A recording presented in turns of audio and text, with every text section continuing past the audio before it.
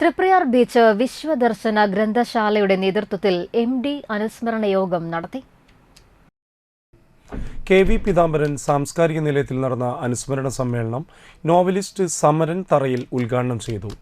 ചെറുകഥാകൃത്ത് KM Muhammad മുഖ്യാതിഥിയായി. വിശ്വദർശന ഗ്രന്ഥശാല executive committee അംഗം KR സുബ്രഹ്മണ്യൻ അധ്യക്ഷനായി. ഗ്രന്ഥശാല secretary KB Pradeep Kumar, KK Ramakrishnan, Gemini Sadanandan, KK Prabhakaran എന്നിവർ സംസാരിച്ചു. അതിലൂടെ നമുക്ക് കാണാൻ കഴിയുന്നത് വളരെ കഷ്ടമായി പോയി. അതേസമയം ആ കൃതികളിലേക്ക് ഞാൻ വീണ്ടും വരികയാണ്.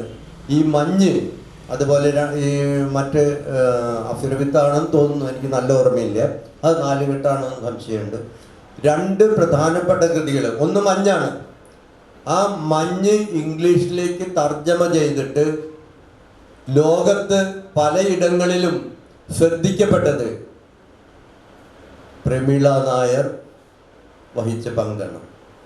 പ്രമീള നായരാണ് മഞ്ഞ് ഇംഗ്ലീഷിലേക്ക് തർജ്ജമ ചെയ്തതും ലോങ് മാൻസ് അത് പബ്ലിഷ് ചെയ്തതും മലയാള സാഹിത്യം മലയാള ലോകത്തു നിന്ന് തന്നെ വിട്ടിട്ട് MTയുടെ പുസ്തകം പുറത്തേക്ക് പോയതും പുറത്തു പോലും ഇങ്ങനെ ഒരു സാഹിത്യകാരൻ കേരളത്തിലുണ്ടെന്ന് അറിയപ്പെട്ടതും.